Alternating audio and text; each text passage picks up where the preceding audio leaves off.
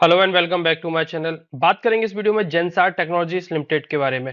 और current price चल रहा है 262 प्राइस चल रहा है और बहुत बढ़िया लेवल पे इस समय स्टॉक है। एक बढ़िया ब्रेकआउट भी देखने को मिला है और एचडीएफसी सिक्योरिटीज ने तो 296 तक के टारगेट भी इसको लेकर के दिए हुए हैं और वहां से स्टॉक अच्छा खासा अभी भी काफी अच्छा मोमेंटम इसमें बाकी है। क्या टारगेट हो सकते हैं, क्या लेवल पे इसको अकोमोडेट करना चाहिए, तो बहुत कुछ आपको जानने को मिलेगा जेनसार टेक्नोलॉजीज में। यहाँ पर देखने वाले हैं टेक्निकली और फंडामेंटल देखेंगे, क्वार्टर थ्री के रिजल्ट देखेंगे, शेयर होल्डिंग पैटर्न्स वगैरह। तो बहुत कुछ देखेंगे, तो बने रहिए इस वीडियो के साथ अंत तक। और अगर आपने चैनल को सब्सक्राइब नहीं किया, चैनल को जरूर सब्सक्राइब कर लें, साथ ही नोटिफिकेशन बेल को दबाना ना भूलें। तो चलिए स्टार्ट करते हैं आज का ये वीडियो। स्टार्ट करेंगे इसके फंडामेंटल से। तो फंडामेंटली देखा जाए तो मार्केट कैप ऑलमोस्ट 6000 करोड़ का मार्केट कैप देखने को मिलता है। और स्टॉक भी अगर देखा जाए तो 17.6 का देखने को मिलता है। आरओसी और आरओई काफी साउंड गुड है। इंडस्ट्री पी की बात करें तो 30 का, और यहां से देखा जाए अगर इंडस्ट्री पी के कंपैरिजन में अगर स्टॉक पी देखा जाए तो काफी अंडर वैल्यूड है स्टॉक पी के इंडस्ट्री पी के कंपैरिजन में। बुक वैल्यू की बात किया है तो 122 का है, और यहां से अगर स्टॉक देखा जाए तो ऑलमोस्ट बहुत ज्यादा अभी बुक वैल्यू से देखा जाए तो बहुत ज्यादा महंगा स्टॉक अभी नहीं है। सिर्फ 2x के आसपास होगा। डिविडेंड की बात की जाए तो अच्छा खासा डिविडेंड भी पे करती है, लगभग 2% के आसपास का कंपनी डिविडेंड भी देती है। प्रमोटर होल्डिंग देखा जाए तो 49% की बनी हुई है। फ्री कैश फ्लो 278 का है और डेब्ट भी देखा जाए तो 313 करोड़ का है। कह सकते हैं कंपनी पर डेब्ट भी ऐसा कोई बहुत ज्यादा नहीं है, कंपैरेटिवली फ्री कैश फ्लो भी कंपनी रखती है, रिजर्व भी अच्छे खासे हैं। और अगर अब हम इसके क्वार्टर थ्री के रिजल्ट देखें तो इस बार के क्वार्टर थ्री के रिजल्ट डिसेंट देखने को मिले।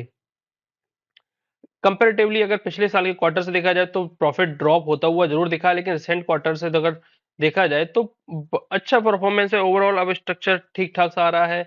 यहाँ से अगर देखा जाए तो अब वो ऑपरेटिंग प्रॉफिट मार्जिन भी इस बार क्वार्टर और क्वार्टर बेसिस पे इंक्रीज होते हुए दिख रहे हैं, तो अब मार्जिन में सुधार दिख रहा है। जो कंपैरेटिवली काफी जो 20% तक आते थे वो ड्रॉप होकर के 9% तक पहुंच गए थे। इसी वजह से आप स्टॉक भी देखेंगे तो स्टॉक भी लगभग लगभग 600 रुपए से लेकर के 200 रुपए तक स्टॉक भी आ चुका था। तो इस प्रकार का ड्रॉप भी हमें देखने को मिला था।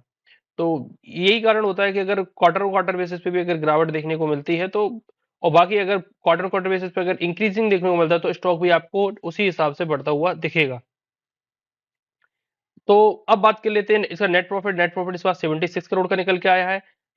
बाय एंड बाय बेसिस पे जरूर ड्रॉप है, लेकिन क्वार्टर क्वार्टर बेसिस पे अब 57 से 76 पहुंच गया है, और आने वाले क्वार्टर भी एक्सपेक्टेड है कि अच्छे ही होने वाले हैं। और ड्रोन सेक्टर में भी ये कंपनी काम करती है, तो और अच्छे से संभावनाएं हैं। और इसके अलावा भी इसके जो कामकाज है वो वगैरह आप पढ़ सकते हैं। यहाँ पे मुंबई बेस्ड एक आरपीजी ग्रुप है, हेडक्वार्टर पुणे में है इसका, और सारी चीजें एप्लीकेशन मैनेजमेंट सर्विस और इंफ्रास्ट्रक्चर मैनेजमेंट सर्विस इस फोकस द वर्टिकल सच है, और भी काफी इंफॉर्मेशन डली हुई हैं।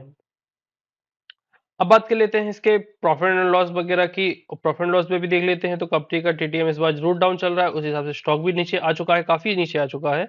और मार्च 22 में देखा जाए तो 422 करोड़ का तक का था। इस बार अभी तक एक्सपेक्टेड है कि ड्रॉप देखने को मिलेगा, लेकिन इस साल का आईटी सेक्टर भी डाउन रहा है, ये भी मत भूलिए।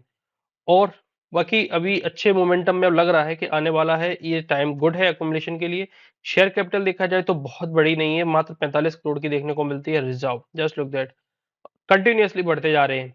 ये एक किसी भी स्टॉक के लिए बहुत अच्छी बात होती है कि अगर उसके शेयर रिजर्व लगातार बढ़े। और इस कंपनी में देखेंगे आप 2011 से ही अगर कंपेटिवली देखेंगे तो एवरी ईयर इसमें इंक्रीज ही देखने को मिला है रिजर्व में। मतलब company overall through out the year profit में ही रही है। बोरोइंग भी देखा जाए तो बोरोइंग भी ऐसी कोई बहुत ज्यादा नहीं है और डिसेंट रही है। पिछले 2019 से जरूर इसमें बोरोइंग देखने को मिली है, लेकिन वहां से भी उनकी बिल्कुल स्टेबल रही है। बहुत ज्यादा बढ़ोतरी भी नहीं देख ली हुई, लेकिन घट भी नहीं रही है, लेकिन 313 करोड़ के आसपास अभी स्टेबल बनी हुई है। अब इसके अगर हम शेयर होल्डिंग पैटर्न में देखा जाए तो सबसे अच्छा इंडिकेटर होता है एफआईआई। एफआईआई खरीद रहे हैं कि नहीं खरीद रहे हैं। तो एफआईआई अभी तक तो सेल कर 27% से ड्रॉप कर करके वो 9% तक आ चुके थे। अब फाइनली उन्होंने बढ़ाना स्टार्ट कर दिया है और 10.75% तक पहुंच चुके हैं 9.18 से। तो ऑलमोस्ट इन लोगों एफआईआई ने लगभग लगभग इस क्वार्टर में 1.5% के आसपास अपने स्टेक को इंक्रीज किया है। वहीं अगर रिटेल एंड अदर्स में देखा जाए तो रिटेल के पास लगभग 20% का स्टेक देखने को मिलता है। तो मतलब फ्री फ्लोट मार्केट में लगभग 20% है। और प्रोमोटर की होल्डिंग 49% है। अगर प्रोमोटर की होल्डिंग भी देखा जाए तो प्रोमोटर्स एज इट इज बने हुए हैं, कोई उन्होंने ना घटाए है ना कोई प्लेस किया है, और स्टॉक बिल्कुल उसी हिसाब से चल रहा है कि प्रमोटर को सबसे अच्छा पता होता है। तो अगर प्रमोटर होल्डिंग गिरने लगे तो समझिए स्टॉक में कुछ गड़बड़ होने वाली है या फिर कुछ गड़बड़ सड़बड़ है। अगर प्रमोटर होल्डिंग स्टेबल भी बनी रहे या इंक्रीज करे तो आप समझ जाइए कि स्टॉक में कोई कभी नहीं है, लॉन्ग टर्म में ही आपको और मिड टर्म में आपको प्रॉफिट ही देने वाला है। तो ये सारी चीजें हो गई, रिटेल में वगैरह सब चीजें देख ही ली। अब सीधे चलते हैं इसके टेक्निकली पे। तो टेक्निकली स्टॉक अब कैसा दिख रहा है, तो देखिए एक सपोर्टिव लाइन थी ये, यहां से स्टॉक ने क्या किया, एक ब्रेकआउट आया था, स्टॉक वहां से काफी अच्छा गया, रीटेस्ट करने आया, वहां से अच्छा जा ही रहा था, लेकिन अचानक से क्या हुआ, अच्छी कुछ खबरें आने लग गई और स्टॉक वहीं से गिरने लगा। और ये हुआ मार्च 20 में, स्टॉक बिल्कुल धराशायी को 67 पर पहुंच गया और 67 से क्या रैली दिखाई स्टॉक ने, वाह। यहाँ पर एक रेजिस्टेंस लाइन थी, रेस्ट किया, थोड़ा नीचे गया और फिर से एक बढ़िया ब्रेकआउट देखने को मिला और वहां से तो स्टॉक ने लगभग लगभग 600 रुपए तक के लेवल को टच ऑलमोस्ट कर ही दिया था। और फिर वहां से क्या हुआ, फिर स्टॉक में गिरावट आनी स्टार्ट हो गई और स्टॉक उसी ट्रेंड लाइन के नियर आकर के सपोर्ट लेता हुआ, जो ट्रेंड लाइन यहाँ पर सपोर्ट लेने की कोशिश कर रहा था उसी ट्रेंड लाइन को सपोर्ट ले रहा है, यहाँ से ऊपर गया और फिर एक बढ़िया ब्रेकआउट भी कैंडल भी हमें वीकली चार्ट पर क्लियरली दिख रही है, एक बढ़िया सी ब्रेकआउट कैंडल भी हमें दिख रही है जो कि 250 रुपीज के ऊपर है। तो क्या रहना चाहिए, एक्युमुलेशन जोन। तो अभी भी एक्युमुलेशन जोन के लिए यही लेवल बाकी है, 250 के आसपास का एक्युमुलेट किया जा सकता है स्टॉक को। और एड मोर के लिए 200 के आसपास हम जा सकते हैं और 200 के नीचे यानी 190 के आसपास का स्टॉप लॉस लेकर के इस स्टॉक में रहा जा सकता है। और टारगेट के लिए पहला टारगेट हम लेके चलेंगे जो H D F C securities वगैरह 296 के दे रहे हैं, लेकिन मुझे लगता है कि स्टॉक में कम से कम यहाँ से 321 रुपए तक का तो पहला टारगेट हम लेके चलेंगे, दूसरा टारगेट हम लेके चलेंगे 391 का और तीसरा टारगेट लेके चलेंगे 530 का। और ये टारगेट आपके आने वाले हैं लॉन्ग टर्म में, शॉर्ट टर्म में नहीं है, मिड टर्म में नहीं, ये लॉन्ग टर्म के टारगेट है।